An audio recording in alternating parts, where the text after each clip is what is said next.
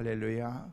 오늘 일베에 나오신 여러분 모두에게 하나님의 은혜와 축복이 충만하시고, 특별히 오늘 말씀을 통해서 각자가 이 은혜와 은사를 받고 말씀을 통해서 새롭게 되는 하나님의 은혜가 여러분 모두에게 충만하시기를 주의 이름으로 축원합니다. 여러분들도 아시는 바와 같이 이번 주 목요일이 우리나라의 최대 명절이라고 하는 추석을 앞두고 있습니다. 벌써부터 어제 주말부터 시작해서 명절을 지내신 분들도 계시고, 또 이번 주간은 여러 날들을 이렇게 명절과 함께 보낼 수 있는 그런 시간들이 우리에게 있기 때문에 여러 가지 계획들을 가지고 있을 것입니다. 옛말에 중추가절이라는 그런 말이 있습니다. 이것은 추석 명절이 가장 좋은 절기라는 그런 뜻인 것입니다. 여러분, 추석 명절은 우리나라의 민속 명절로서 오곡백과가 무르익고 먹을 것이 풍성하고 또 인심이 풍성하고 또 아름다운 나눔이 있는 계절이 바로 중추절인 것입니다. 그래서 옛날에 우리말 가운데 더도 말고 덜도 말고 한가위만 같아여라, 그때 정도만 됐으면 참 좋겠다. 그만큼 우리의 삶 가운데에서 풍요로움이 우리 가운데 있는 삶을 살 수 있는 절기이기 때문에 그럴 것입니다. 그러나 금년에는 연초에 기온이 낮아져서 가수 나무와 농작물이 냉해를 입었고, 게다가 지난번 3번에 걸쳐서 태풍이 우리나라를 이렇게 지나감으로 인해서 태풍과 홍수로 인한 피해가 아주 심각했던 것들을 우리가 알 수가 있습니다. 이로 인해서 금년에는 모든 물가가 상승하고 모든 것들이 예전과 같지 않습니다. 어느 한 권사님이 그러시더라고요. 보니까 엊그제 가서 배추를 하나 살려고 그러는데 한 포기에 거의 한 2만 원 정도 되더래요. 소상공인들이 이렇게 김치를 담궈서 먹어야 되는데, 드셔야 되는데 그렇다라는 그런 말씀을 하는 것을 들었습니다. 코로나의 확산으로 인해서 힘들고 어려운 그런 그 일들이 우리 가운데 있는데, 물가마저 이렇게 상승해서 이렇게 서민들이 살아가기가 참 힘들고 어렵다라는 그런 표현들을 많이 하는 것을 볼 수가 있습니다. 예전과 같이 풍요로운 그런 명절이 되지 못할 수 있을지 모릅니다.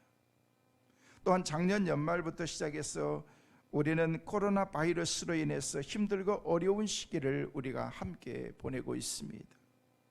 모든 일상생활이 불편해졌고, 마스크를 쓰지 않으면 지낼 수 없게 되었고, 정부에서 계속해서 이번 명절은 선물을 보내고 또 영상으로 부모님들을 뵙고 고향을 가는 것을 자제해 달라고 해서 그런지 이번 명절에는 고향을 찾는 것보다도 가족끼리 조용한 시간을 보내고 또 여행을 가는 그런 스케줄들을 많이 잡는 것을 볼 수가 있습니다. 참 아이러니하게도요, 고향은 못 가는데 여행들은 많이 갑니다. 그래서 강원도가 가득 찼대요. 그리고 제주도는요, 표가 없고 30만 명이 이번 중추절에 제주도로 몰린다. 그래서 제주도지사가 직접 나와가지고 제발 제주도 그만 오라고 라고 하는 그런 정도로 하는 것을 볼 수가 있었습니다. 저는 문득 그런 생각을 해보게 된 거예요. 못된 생각이죠. 고향은 가면 안 되고 여행은 가도 되는가라는 그런 생각을 갖게 되면서, 정말 코로나 때문에 그렇다면 고향 가족들을 만나면 코로나에 걸리고 여행 가면 코로나에 안 걸리는가, 그런 생각을 해보게 되었습니다.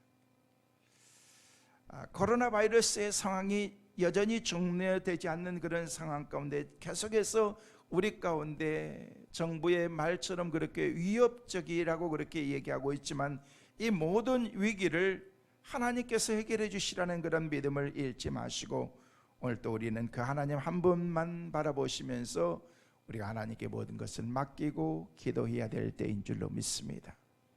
하나님께서 반드시 이런 위기의 상황을 지나가게 하실 것이고, 침체된 경제 상황도 회복시켜 주실 것입니다.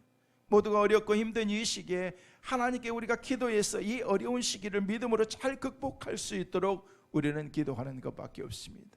하나님께서 사람들의 마음도 움직여 주시고 경제도 살려주시고 환경도 바꿔주시고 모든 것들이 하나님의 손안에 있기 때문에 그런 것입니다.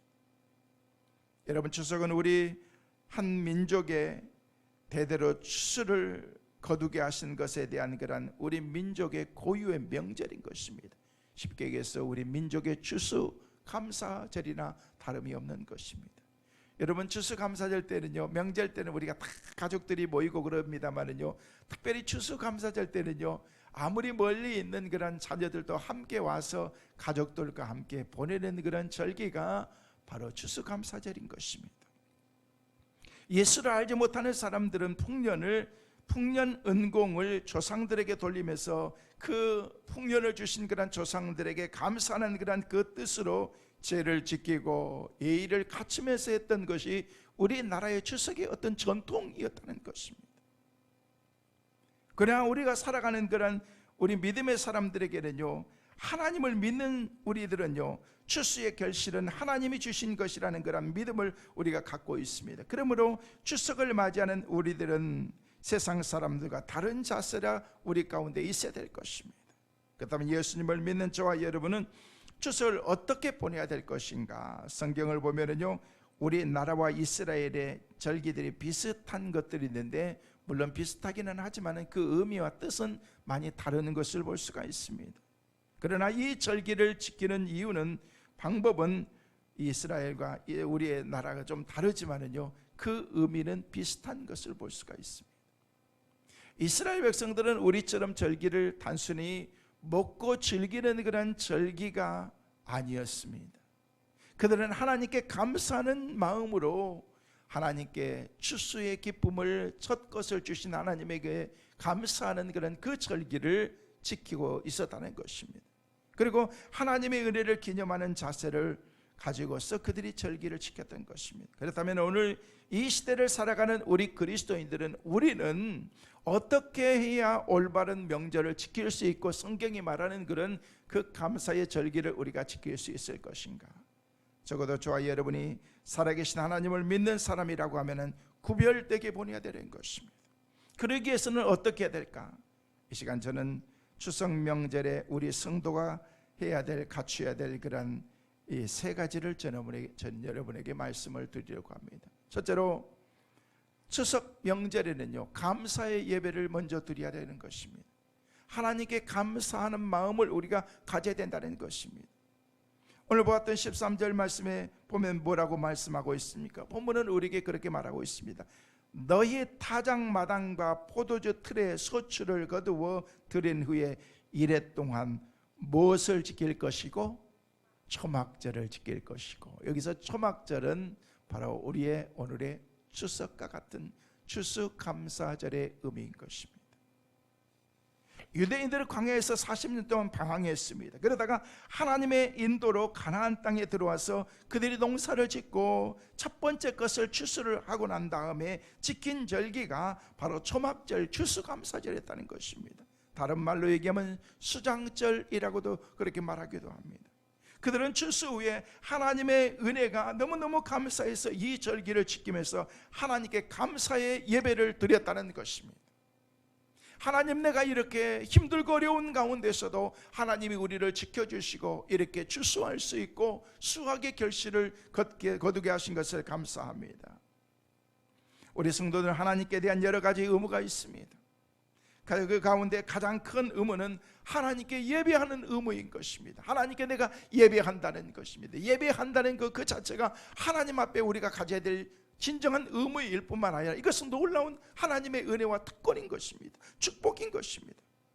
예배를 드리되 감사함으로 드리라는 것입니다. 그러기에 명절에 우리 성도는요, 하나님이 기뻐하시는 감사의 예배를 우리가 드려야 되는 것입니다. 데살로니가전서 5장 18절은 우리에게 뭐라고 말씀하고 있습니까? 범사에 감사하라. 이것이 그리스도 예수 안에서 너희를 향하신 하나님의 뜻이니라. 하나님의 뜻은 다른 게 아니라는 것입니다. 감사하며 하나님께 나가는 것입니다. 감사하며 하나님께 예배하는 것입니다. 감사하며 하나님께 더 가까이 나가서 내 마음을 하나님께 드리는 것이 이게 성도들의 삶이고 하나님이 우리를 향하신 기뻐하신 뜻이다라고 그렇게 말하고 있는 것입니다. 여기서 범사라는 것은 슬픈 일이 있을 때도 기쁜 일이 있을 때도 어떤 경우에도 감사라는 그런 얘기인 것입니다. 성공했을 때도 실패했을 때도 하나님께 우리가 감사해야 된다는 것입니다. 설령 내 삶이 힘들고 어려운 상황 가운데 있다고 할지라도 감사하는 것, 이게 바로 범사라는 것입니다. 그러기에 우리 성도는요, 결실의 절기인 추석에 진심으로 하나님께 감사드려야 되는 것입니다. 특별히 말로만 감사하는 것이 아니라 예배로서 하나님께 감사히 예배를 드리는 것입니다. 그것이 바로 우리 하나님께서 받으시는 최고의 예배이기 때문에 그렇습니다. 제 성경에 감사라는 말이 어느 정도 되는가 이렇게 찾아봤더니 보니까 성경 전체를 통해서 감사가 188번 감사해라, 감사해야 된다, 우리의 삶의 의무가 감사다라는 그런 말이 188번이나 나옵니다. 그런데 그 가운데에서 시편에만 75번이 그 가운데 이렇게 기록이 되어 있습니다. 그래서 특별히 감사라는 그런 그 명령이 36번이나 구별이 되어 있는데, 기록이 되어 있는데, 이것은 우리 하나님이 감사 예배를 얼마나 좋아하시는지에 대해서 우리에게 말씀하고 있는 것입니다. 성도 여러분, 우리 하나님은 감사하는 민족과 감사하는 사람을 들어 쓰시는 것을 볼 수가 있습니다. 그래서 성경을 자세히 보면은요, 감사를 많이 하는 민족과 개인이 얼마나 하나님께서 그를 축복하셨는가를 봐야 되는 거예요. 저는 오늘 일베에 나오신 여러분이 하나님의 복 받는 여러분 되시기를 주의 이름으로 축원합니다. 하나님께서 우리를 복 주셔야 되는 거예요. 내가 아무리 노력하고 힘쓰고 애쓴다고 할지라도 안 되는 거예요. 안 되는 거예요. 하나님이 부어주셔야 되는 거예요. 하나님이 갖다 주셔야 되는 거예요. 하나님이 길을 열어주셔야 되는 것입니다. 그런 은혜가 있기를 주의 이름으로 축원합니다. 하나님께 우리는 감사만 하면 되는 거예요. 미리 감사해버리는 거예요. 하나님 내 기도를 들어주실 것을 믿고 감사합니다. 그냥 하나님께 먼저 감사해버리는 거예요. 믿음으로 선포하는 거예요. 그러나 반대로 감사하지 않고 원망불평하는 사람은 절대로 하나님께서 그 사람을 쓰시지 않습니다. 하나님이 복 주시지 않습니다. 매사에 원망하고 불평하는 사람들 보세요. 그 사람들은요, 잘 될 수가 없어요. 잘 될 수가. 별로 감사할 조건도 없는 것 같은데 맨날 감사하는 사람이 있습니다. 이것도 감사하고 저것도 감사하고 이래서 감사하고 저래서 감사하고. 근데 어떤 사람들은요, 이것도 불평이고 저것도 불평이고 이래서 불만이고 저래서 불만이고, 매사에 불만인 사람들은요, 먼저 얼굴 표정이 다릅니다. 그런데 감사하는 사람들은요, 그냥 기쁜 거예요. 매일매일의 삶이 기쁘고 감사한 것입니다. 저는 여러분의 삶이, 모든 삶이 감사로 넘칠 수 있기를 간절히 소망합니다. 여러분, 대표적인 예가 뭔지 아십니까? 다윗입니다. 그런 시편 말씀을 보면은요, 늘 감사를 드렸던 사람으로 유명한 왕으로서 유명한 감사의 사람이 바로 다윗인 것을 볼 수가 있습니다. 그냥 감사하는 거예요. 감사하는 거예요. 죽을 상황 가운데, 위기 가운데 있으면서도 그냥 거기서 원망불평하지 않냐고 감사로 돌리는 것을 볼 수가 있습니다. 그러나 애굽에서 나왔던 이스라엘 백성들을 보십시오. 매사에 원망불평이었습니다. 결국 가나안 땅에 한 사람도 들어가지 못하고 광야에서 다 죽고, 광야에서 태어난 사람들 중심으로 해서 몇 사람 외에는요, 하나님께서 그들을 하나님의 땅으로 인도하지 않은 것을 볼 수가 있습니다. 여러분, 원망불평하는데 잘 되는 사람이 없습니다. 반대로 감사를 드리는 나라, 감사를 드리는 사람, 감사를 드리는 공동체는요, 행복이 넘치고 그 나라는 잘 되고 그 사람들은 잘 되게 되어 있다는 것입니다. 하나님께서는요, 감사하는 사람을 찾으시는 거예요. 뭐 하기 위해서? 그 사람에게 복 주시기 위해서. 저는 하나님이 찾는 여러분 되시기를 간절히 소망합니다. 누가 감사하나 보자. 하나님께서 찾으시는 거예요. 여러분, 우리가 하나님께 감사드리면은요, 그 복이 다시 우리에게 돌아오는 거예요. 어떤 분이 그러시더라고요. 그러니까 감사는 벽을 향해서 내가 공을 던지는 것과 같다. 그래서 감사의 공을 확 던졌습니다. 다시 뭐가 돌아오는 거예요? 공이 내게 돌아오게 되어 있습니다. 감사가 돌아오게 되어 있다는 것입니다. 감사를 던지면 다시 내게로 돌아오는 것입니다. 오늘 우리가 사는 이 시대의 불행은 감사를 잃어버리고 살아가고 있다는 것입니다.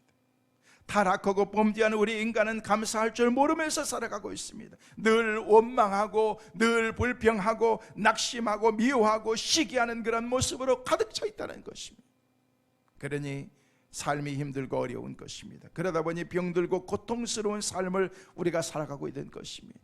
그러나 감사하면 사람이 달라집니다. 모습이 달라집니다. 사람이 유쾌해집니다. 몸도 가벼워집니다. 은혜가 흘러 넘치게 됩니다. 환경 좋은 적절한 그런 환경을 조성하게 됩니다. 사람들이 좋아합니다. 그리고 여러분, 내 삶에 기쁨이 넘치게 되는 것입니다. 감사하면 손해보는 것이 없습니다. 그래서 매사에 감사하는 것, 작은 것들을 여러분이 은혜를 입어도 감사해요. 감사해요. 내 입술에서 감사가 끊이지 말아야 된다는 것입니다. 근데 우리나라를 보세요. 어떤 문제가 터지기만 하면은요, 곧바로 나타나는 그런 그 증상이 무엇입니까? 누구 때문이다, 뭐 어떤 놈 때문이다, 누구 상황 때문이다 라고 얘기하면서 맨날 책임 전가를 누구에게 돌리고 정부에게도 돌릴 필요 없습니다. 지도자에게도 돌릴 필요 없습니다. 불평 쏟아낼 필요가 없습니다. 아무도 책임지려고 하는 사람이 아무도 없는데 누구에게 책임을 진다고 한다고 할지라도 그 사람이 그래 맞아 내가 잘못했어 라고 그렇게 말하는 사람이 있느냐는 게 없습니다. 그냥 우리가 그냥 내가 잘못이지, 다 내 허물 때문이지, 우리 믿는 사람들이 내가 기도하지 못해서 그렇지. 그러나 서구의 사람들을 보십시오. 제가 미국에 있을 때, 그다음에 2006, 7년인가요? 버지니아주에서, 버지니아 공대에서 총기 난사 사고가 있었잖아요. 그 당시에 미국 역사상 총기 난사로 최고로 아주 비참한 그런 일들이 벌어졌습니다. 그 당시에 33명이 그 학교에서 총기 난사로 막 갈겼으니까. 그리고 난 다음에 29명이 중상을 입고 미국 역사상 최고의 총기 난사가 있었습니다. 그것도 학교에서.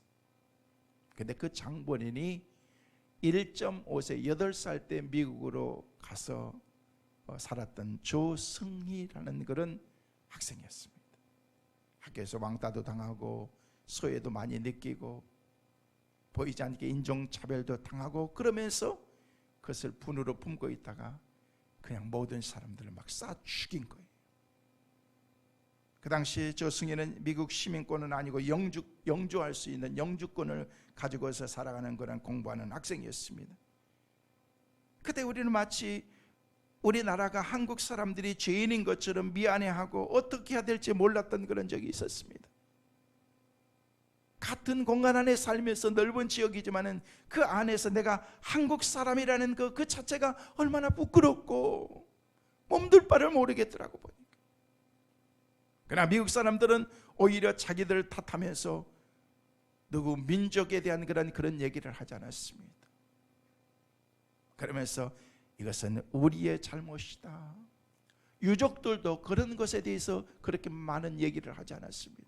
저는 그걸 보면서 이렇게 잠잠하게 나중에 그런 것들을 보면서 참 성숙하다. 그러면서 총기 규제가 거기서 이루어지게 된 것입니다. 미국 사람들은 강가정당 총기를 몇 정씩 이렇게 가질 수 있고 아무나 그냥 가게 가서도 신고만 하면 총을 이렇게 살 수 있고 그런 실탄도 얼마든지 살 수 있고. 제가 하는 그런 가정에 신방을 갔는데 그 아들이 경찰인데 집에 갔더니 자기 방에 왔더니요 총이 수십 정이 쫙 벽에 그냥 액세서리로 그냥 장총 무슨 뭐 권총부터 시작해가지고 만 20정이 넘는 것 같아요. 쫙 방에 이렇게 진열이 되어 있어요. 나는 그렇게 많이 있는 가정에 총은 처음 봤네요. 또 어느 그 차단서 같은 데 보니까 실탄들이 쫙 배열이 되어 있는 거예요. 여러분 그런 일들을 통해서 미국의 총기 규제를 우리가 하자. 자진해서 총기를 우리가 다 버리자. 그래서 얼마나 많은 사람들이 총기를 다 갖다 버리고 그것을 가서 막 불태우고 그런 일들이 있었습니다. 갖다 놓으면 그만큼 어떤 베네핏을 주면서 대가를 지불해 주면서 총기를 우리가 소지하지 말자라는 그런 운동들이 거기서 많이 벌어졌습니다. 여러분, 우리 얼마나 다른 모습입니까? 어떤 문제가 있으면 누구의 책임을 돌리지 말고 내 책임은 아닌가라는 그런 생각을 우리가 가져야 된다는 것입니다. 우리도 좀 달라져야 됩니다. 원망불평이 아니라 감사가 나와야 된다는 것입니다. 감사는 아무나 할 수 없습니다. 믿음의 사람만이 할 수가 있습니다. 감사는 놀라운 능력을 갖고 있습니다. 감사는 마귀도 물리칩니다. 감사는 즉각, 감사는 신앙생활은 마귀가 틈탈 틈이 없는 것입니다. 한 길로 왔다가 성경에 말한 것처럼 7길로 도망갈 수밖에 없는 것이 감사에는 이런 능력이 있다는 것입니다. 그리고 감사는 우리의 영혼에도 축복이 되지만 우리 육체의 건강에도 얼마나 도움을 주는지 모릅니다. 감사하면은요, 하나님께서 우리 가운데 주신 그런 기쁨이 막 넘치게 되는 것입니다. 성도 여러분, 감사가 죽으면 우리의 삶이 죽습니다. 그러나 감사가 살면은요, 내가 삶이 살아나게 되는 것입니다. 따라하겠습니다. 감사가 죽으면 다 죽고 감사가 살면 다 산다. 믿으시면 아멘. 우리가 감사가 살아야 된다는 것입니다. 그러기 위해서는요, 범사에 감사하는 사람을 하나님께서 찾는다라고 그렇게 말씀했는데 우리의 입술에 감사가 있어야 된다는 것입니다. 감사. 성도 여러분, 감사는요, 우리 성도가 하나님 앞에서 반드시 해야 될 일인 것입니다. 이 추석 명절에 감사의 예배를 드림으로 건강한 가정, 복된 가정들 다 되실 수 있기를 주님의 이름으로 축원합니다. 두 번째로, 받은 은혜를 헤아려 봐야 되는 것입니다.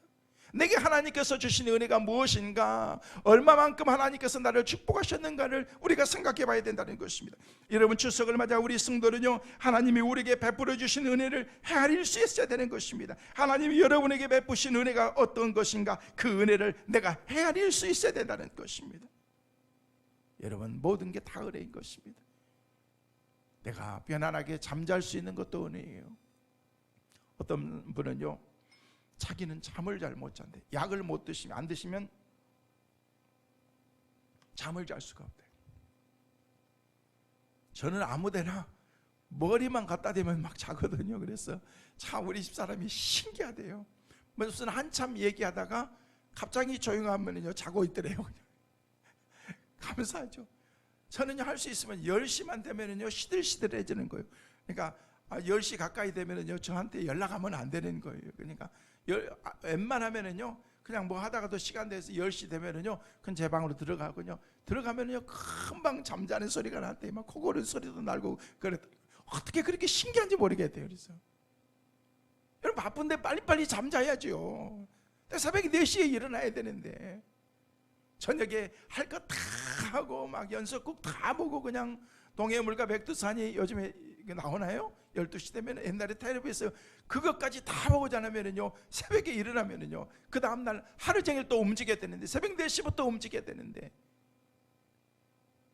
여러분, 잠 잘 자는 것도 여러분, 이게 복인 거예요. 병원에 입원해 계신 분들 가서 보셨나요? 내가 오늘 건강하게 다닐 수 있는 것도 하나님의 은혜고 감사한 것입니다. 여러분, 자녀들이 잘 자라는 것도, 별 문제가 없는 것도 감사하는 거예요. 심지어 마음껏 여러분이 걸어 다닐 수 있도록 하나님께서 내게 아직도 이렇게 힘을 주신 것 그뿐입니까?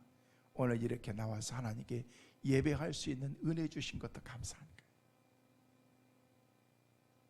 정부에서는 아직도 비대면이라고 그렇게 얘기하는데 예매하게 만들어 놨더라고요. 비대면이라고 그러면서 지역의 장들의 재량에 따라서 드리라 그렇게 얘기해 놓고 300석 이상 된 교회들은 50명씩 대면으로 하면서 영상 예배를 준비한, 영상 예배를 드리는데 왜 50명이 필요해요? 5명이면 되는 거지, 아무리 대형 교회도. 근데 적당히 애매하게 풀어주는 거예요. 300석 이상 된 교회는 50명씩. 그래서 오늘 일부 예배 50명은 1층 안 된 것 같아요. 여기에 1층에 50명, 그 다음에 2층에 한 50명 또 앉고, 또 다른 방에 영상을 통해서 하고, 그러면 다른 방에서 또 모일 수 있다 그래가지고 그렇게 했는데도 계속 정부에서는 비대면이다 라고 얘기하는데, 지역의 단체장들은 우리에게 다 연락을 했어요. 50명까지는 괜찮다. 300명 된 교회에 본당에서 그렇게 드리고 그렇게 다른 방에서도 더 모여서 할 수 있다라고 얘기해서 이번 주에 오늘부터는 1부, 2부 예배를 드립니다 라고 그렇게 얘기를 했어요. 근데도 진짜 정부에서는 비대면이라 그러는데 목사님은 왜 1부, 2부 드린다고 그러지? 법이 이렇게 되는데, 여러분 법이 들어서 잘 봐야 되는 거예요. 그래서 지역의 장들의 재량에 따라서 그렇게 해라 라고 그렇게 한 거예요. 그래서 우리는 금천구청장이랑 다 연락을 하고 그렇게 해서 재량에 따라서 이렇게 대면으로 50명 이상씩 이렇게 우리는 할 수 있도록 허락을 받았어요. 하나님께 나와서 예배할 수 있는 것 자체가 얼마나 감사한 일이냐는 거예요. 이번 추석이 좀 빨라서 그러는데 며칠 전에 천안에서 모임이 있어서 갔다 오면서 운전하면서 들판을 보니까요, 들판에 쭉 이렇게 벼들이 많이 익어가고 있더구만. 아직 덜 익어갔어요. 빨라서 그러는지. 조금 있으면 들판에 그 벼들이 황금 물결을 이루면서 그렇게 익어갈 것입니다. 그동안 홍수와 태풍으로 어려움도 있었지만 오늘 우리에게 내일이 있다는 게 얼마나 감사한 일인지 모릅니다. 우리나라 경제도 정치도 사회도 상업도 어떤 기업들도 다 힘들고 어려운 그런 상황 가운데 있고 어지럽고 복잡하지만 그런 가운데서도 하나님께서 우리 가정과 우리 교회를 지켜주시고 여러분들에게 건강을 지켜주시고, 여러분 이런 것들을 생각하면 헤아릴 수 없이 하나님 앞에 감사할 일들이 많이 있다는 것입니다. 명절에 주신 가장 큰 이유는요, 받은 은혜를 헤아려 보라는 것입니다. 생각해 보라는 것입니다. 그래서 오늘 보면 15절에는 뭐라고 말씀하고 있습니까? 같이 한번 읽으실까요? 내 하나님, 시작. 내 하나님 여호와께서 택하신 곳에서 너는 이래 동안 내 하나님 여호와 앞에서 절기를 지키고 내 하나님 여호와께서 내 모든 소출과 내 손으로 행한 모든 일에 복 주실 것이니 너는 온전히 즐거워할지니라. 할렐루야. 여기 말씀하니까 네 하나님, 네 하나님, 네 하나님이라는 말씀은 네 하나님, 그분께 소출을 주신 것에 감사해야 된다는 것입니다. 그리고 네 손으로 행한 모든 일에 복을 주신다라고 그렇게 말씀하십니다. 그러니 명절에 그 은혜를 헤아리고 온전히 즐거워하라고 말씀하고 있는 것입니다. 중요한 것은 우리가 누리는 최고의 은혜는 구원의 은혜라는 것입니다. 하나님께서 많은 것을 주셨습니다. 먹을 것도 주셨습니다. 삶을 풍요롭게 만들으셨습니다. 그러나 그것보다도 정말 중요한 게 뭔지 아십니까? 하나님이 나를 택해 주셨다는 거예요. 하나님의 자녀로 나를 택해 주셨다. 믿음으로 말미암아 베풀어 주신 거란 그 구원의 은혜를 통해서 내가 구원받은 하나님의 자녀가 되었다는 것입니다. 이 구원의 은혜 때문에 다른 복이 내게 있다고 할지라도 그것은요, 세상적인 복이 아무리 크다고 할지라도 이것은요, 가치를 비교할 수가 없는 것입니다. 구원의 은혜를 누렸기 때문에 갖가지 복을 때에 따라서 우리 하나님께서 주시는 것입니다. 왜 여러분이 여러분 자식을 위해서 그토록 수고하고 애쓰십니까? 왜 그들을 먹이고 입히고 공부시키고 모든 것들을 다 투자하십니까? 이유는 알아요. 자녀이기 때문에, 자녀이기 때문에. 마찬가지입니다. 왜 하나님이 우리를 지켜주시나요? 왜 하나님이 우리를 먹여주시고 우리를 인도해 주시나요? 우리가 하나님의 자녀이기 때문에 그런 것입니다. 문제는 왜 감사가 없느냐는 거예요. 그 이유는 하나님이 베풀어 주신 은혜를 헤아리지 못하기 때문에 그런 것입니다. 수없이 많은 그런 복을 누리면서도 그 복을 내가 노력해서 얻은 것처럼 착각하면서 우리가 살아가고 있다는 것입니다. 아니면 어쩌다 내가 운이 좋아서 얻은 것이지 그래서 감사할 줄 모르는 것입니다. 그런 사람은 배은망덕한 사람인 것입니다.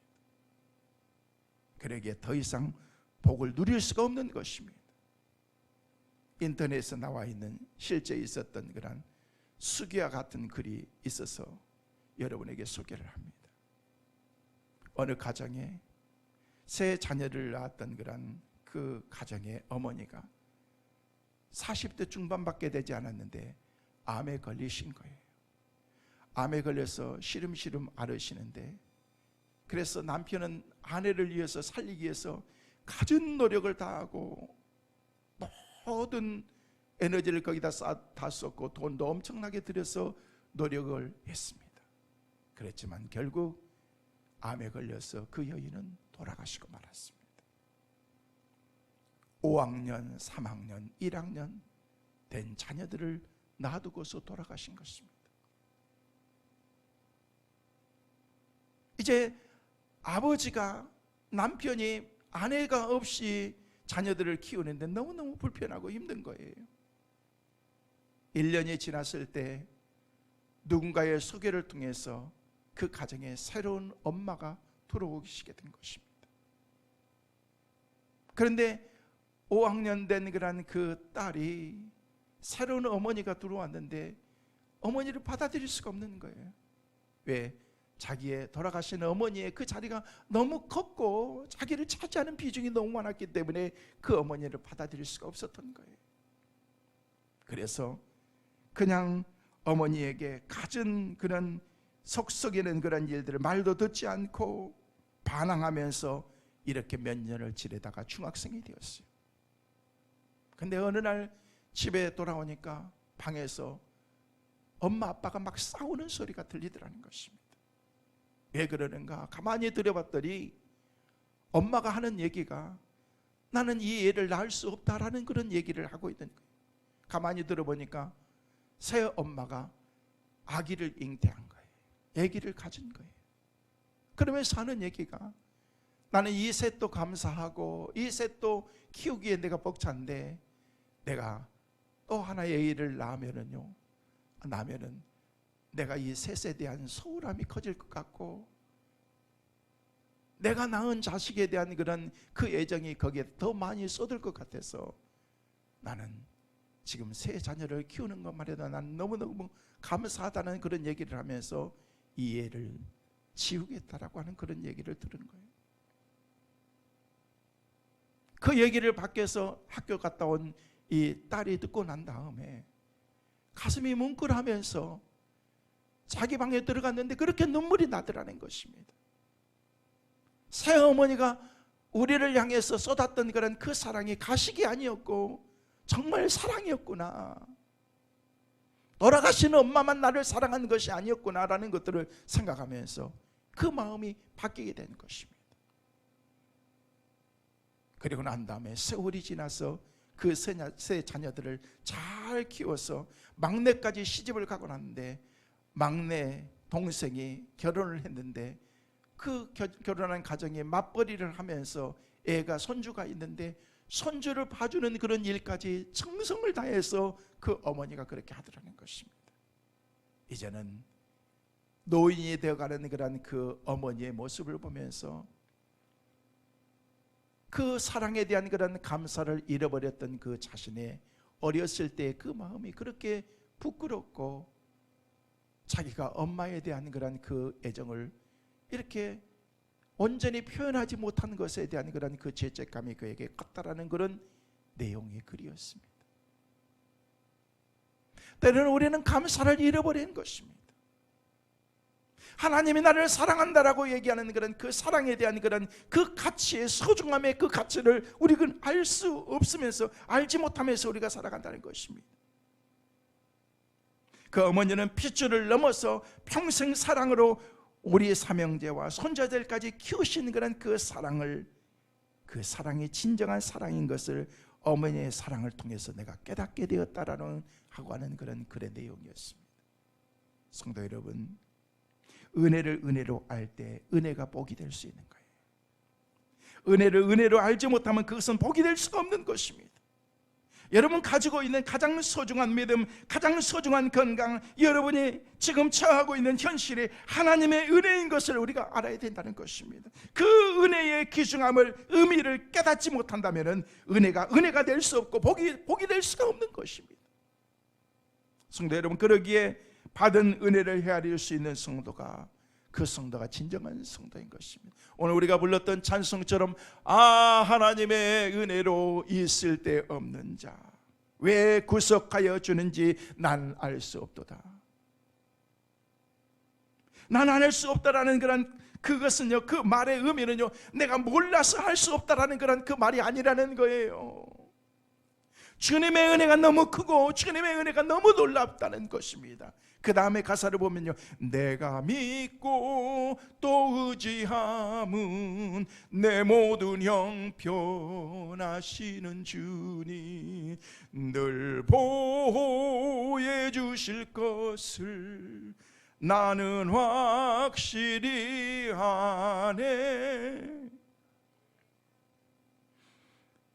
하나님의 은혜로 있을 데 없는 자, 나 같은 죄인을 왜 하나님께서 나를 구속해 줬는지, 구원해 줬는지, 하나님의 자녀를 삼았는지 나는 알 수가 없습니다. 몰라서 모르는 게 아니에요.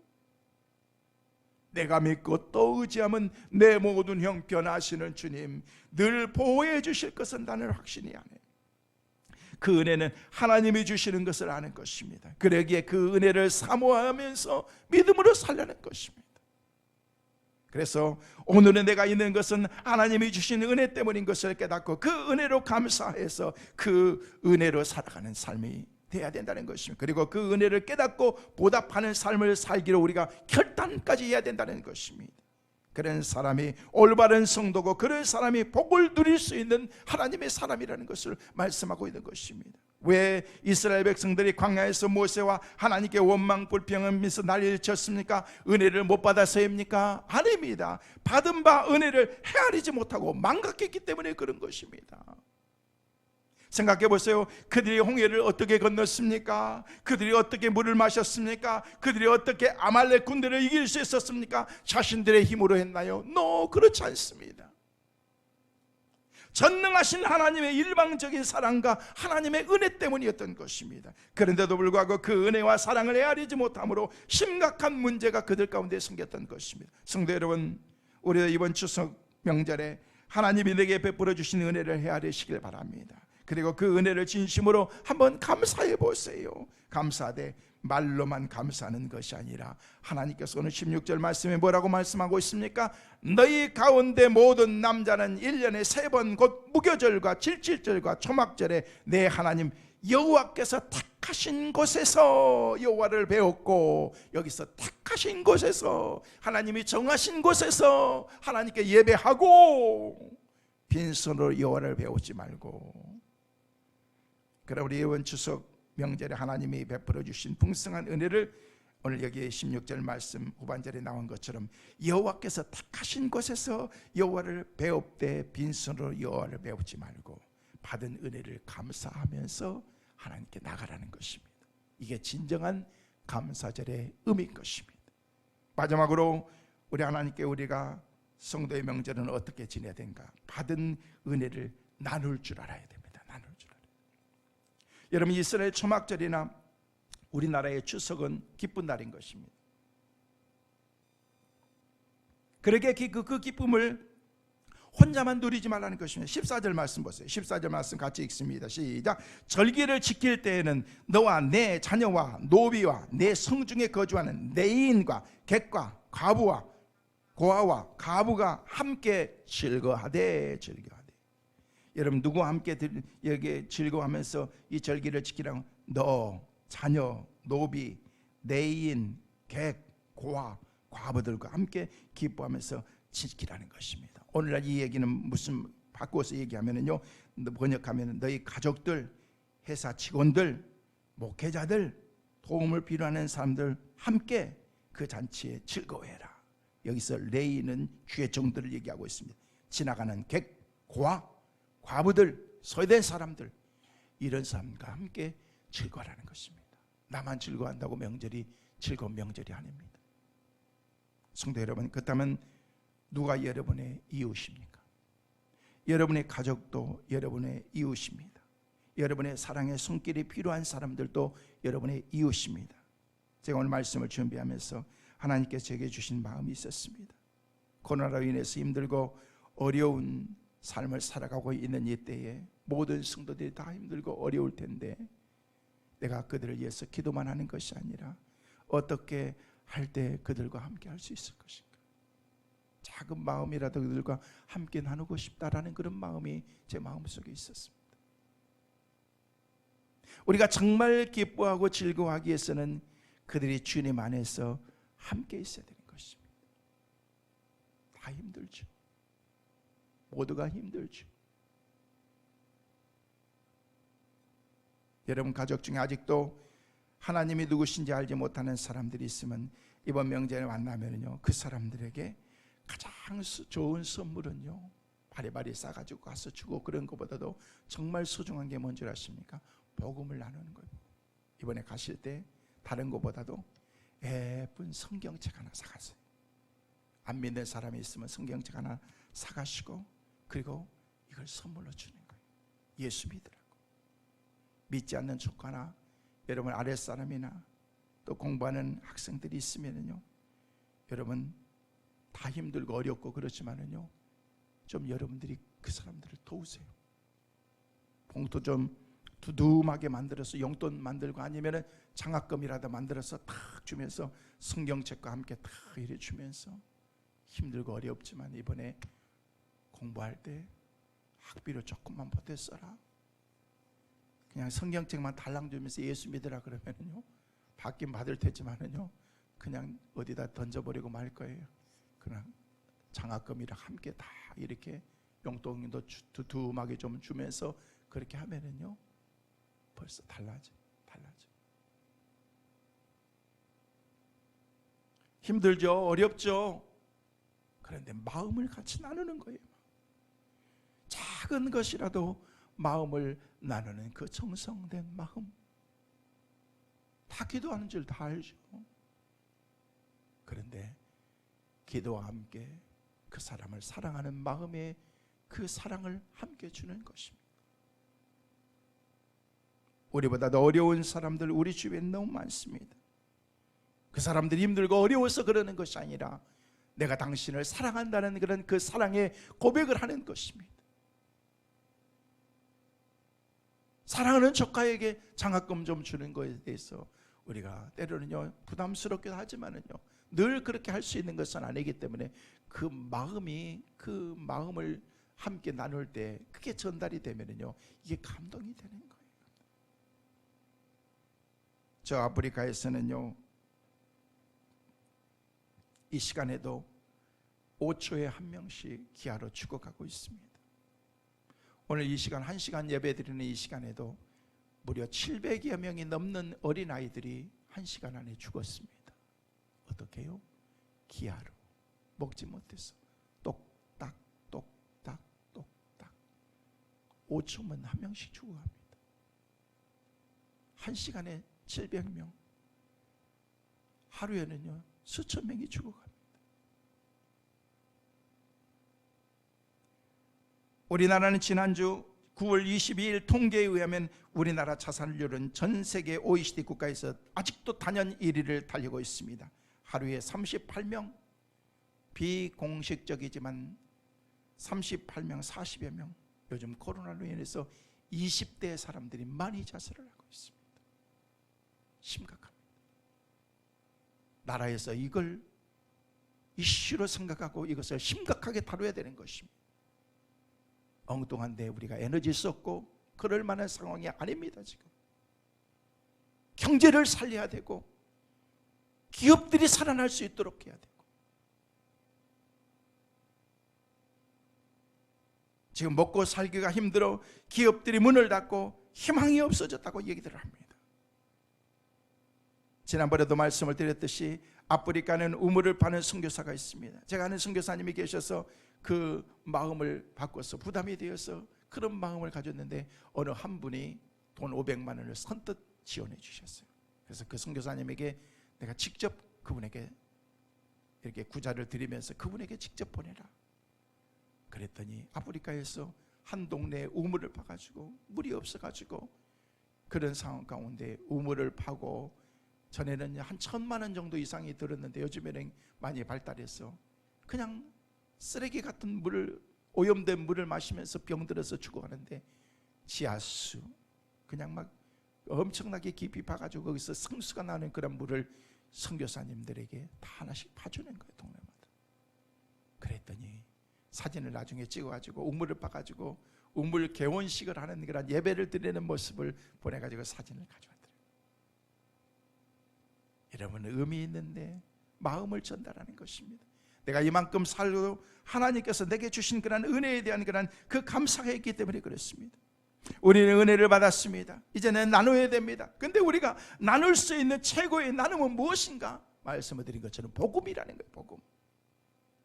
사도행전 3장 6절 말씀 보니까 성전에 올라가던 베드로가 미문 앞에 앉아있는 병자에게 말합니다. 뭐라고 말씀하고 있습니까? 베드로가 이르되 은과 금은 내게 없거니와 내게 있는 것으로 내게 주노니 나사렛 예수 그리스도의 이름으로 걸으라, 일어나 걸으라 라고 그렇게 말씀하고 있습니다. 오늘날로 번역하면요, 내게는 돈은 없지만 내게는 예수가 있다. 그 예수님을 믿고 일어나서 걸으라, 복 받으라 라고 그렇게 말하고 있다는 것이, 예수 이름, 이 이름 안에 능력이 있기 때문에 그런 것입니다. 오늘날은요, 돈은 많습니다. 금은 많습니다. 예수가 없습니다. 돈은 없어도 괜찮아요. 금은 없어도 괜찮아요. 예수가 우리 가운데 있어야 되는데, 있어야 될 예수는 안 계시고, 은과 금은 내게 없거니와 내게 있는 나사렛 예수 그리스도의 이름으로 걸으라고 얘기했던 그런 그 베드로의 외침 앞에서 우리는 은과 금은 많이 있거니와 내게 없는 예수 그리스도, 이게 우리의 문제라는 것입니다. 이게 문제인 것입니다. 성도 여러분, 하나님을 우리는 믿는 그런 신앙을 우리가 다시금 생각해 봐야 됩니다. 하나님이 심심풀이로 저와 여러분을 만드신 것이 아닙니다. 저와 여러분이 이 세상에 존재하는 목적이 뭔지를 알아야 되는 거예요. 첫째는 하나님을 영화롭게 하는 것이고, 둘째는 영혼 구원 전도하는 일인 것입니다. 우리 교회의 사명이 바로 이것이라는 것입니다. 이 사명을 잃어버리면 교회는 끝나는 거예요. 이렇게 힘들고 어려운 가운데서도, 위험을 무릅쓰고도 우리가 한 번도 예배를 파지하냐고 계속해서 하나님께 예배를 드릴 수 있는 것은요, 하나님을 향한 그런 그 열정이 우리 가운데 있기 때문에 그런 것입니다. 오늘 2부 예배 드리기 때문에 이렇게 1부 예배는 많이 비었습니다만은요, 지금까지 오전 예배가 본당 가득가득 찼잖아요. 하나님께 예배하는 것을 소중히 여기기 때문에 그런 것입니다. 한 심리학자는 인간을 세 단계로 나눴습니다. 첫 번째로 받는 단계, 두 번째 소유하는 단계, 세 번째 주는 단계. 여러분, 땅에다 씨를 심는 단계, 자라는 단계, 열매를 맺어서 주인을 기쁘게 해드리는 단계가 있습니다.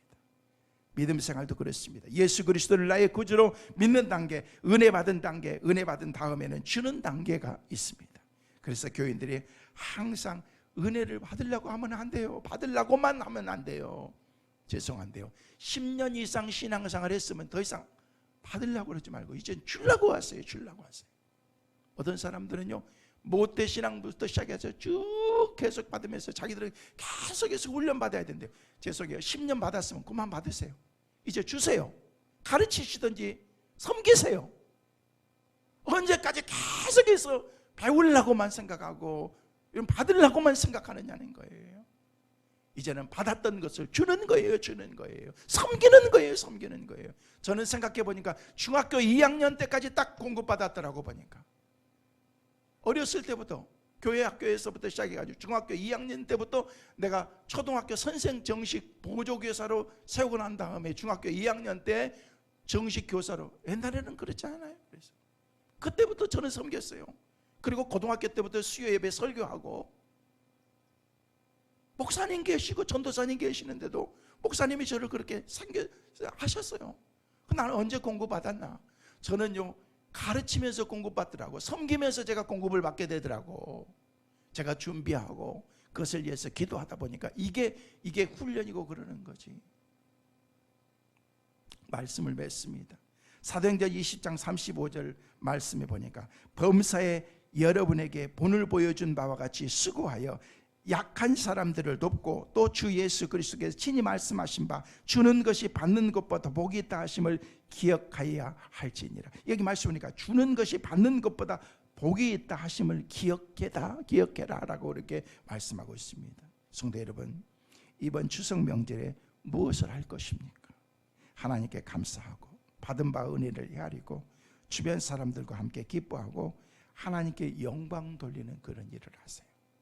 그냥 그러시지는 않겠지만 의미 없게 명절 쉬는 시간이기 때문에 그냥 오랜만에 쉬지라는 그런 차원, 여러분 가족들이 있으면 찾아뵙기도 하는 거예요. 산소가 있으면 산소도 가기도 하는 거예요. 여러분 평상시에 산소 가시나요? 이럴 때는 한 번씩 가고 그러는 거지. 요즘에는요, 산소 벌초도 대행업체에다 맡겨라 라고 얘기하죠. 누가 깎으면 어때요? 상관은 없지만 그래도 나를 낳아주신 부모님이고 나를 낳아주신 조상들이 계시면은요, 뭐 그게 우상은 아닙니다만은요, 가서 그 묘도 한번 자녀들에게 보여주기도 하고, 가서 너희 증조 할아버지셨다, 이런 분은 이런 분이셨다, 할아버지셨다, 할아버지는 신앙을 이렇게 지키셨다, 그런 것들도 자녀들에게 가르쳐주고 그러는 거예요. 정부에서 가지 말라 그러니까 제주도나 강원도로 가고 막 그러시지 말고 고향에 부모님 계시면 부모님도 찾아가세요. 이게 명절의 의미인 거죠. 정부에서 이렇게 얘기하는데 목사님은 또 반대로 얘기하신다. 저는요, 바른 거를 가르치고 싶어요. 여러분에게. 여러분이 하시든 안 하시든 그것은 여러분 마음인 거예요. 제 생각은 그렇다는 거예요. 제 생각이 꼭 맞는 건 아니지만 꼭 틀린 것도 아닌 것 같아요. 그죠? 찬송하시겠습니다.